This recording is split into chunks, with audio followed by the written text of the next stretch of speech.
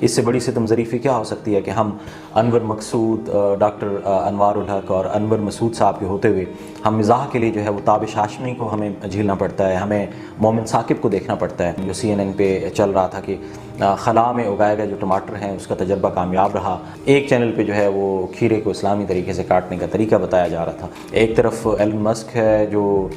44 ارب dollar کی جو ہے وہ Twitter company, social media company خرید لیتا ہے، اور ہم اپنے جو 2 ارب ڈالر ہم نے IMF سے لینے ہیں اس کے لیے ہم گارنٹر ڈھونڈ رہے ہیں۔ سیاست سے دے کے ریاست تک، اور آپ فیشن سے دے کے فقہ تک، تمام چیزیں جو ہیں وہ ہم نے مستعار لی ہیں۔ ہماری نہ کوئی اپنی سوچ ہے، نہ ہمارا اپنا کوئی معیار ہے۔ اب یہ ہمارے آنے والی نسلوں کی ستم ظریفی نہیں تو اور کیا ہے کہ دنیا جہاں ستاروں سے آگے جہاں ڈھونڈ رہی ہے، ہم فہد مصطفیٰ کے شو میں کہاں ہیں لڑکیاں، یہ ڈھونڈ رہے ہیں۔ آپ فن و ادب کی بات کریں تو ہمیں افتخار عارف صاحب کے ہوتے ہوئے، ہمیں اختر عثمان صاحب کے ہوتے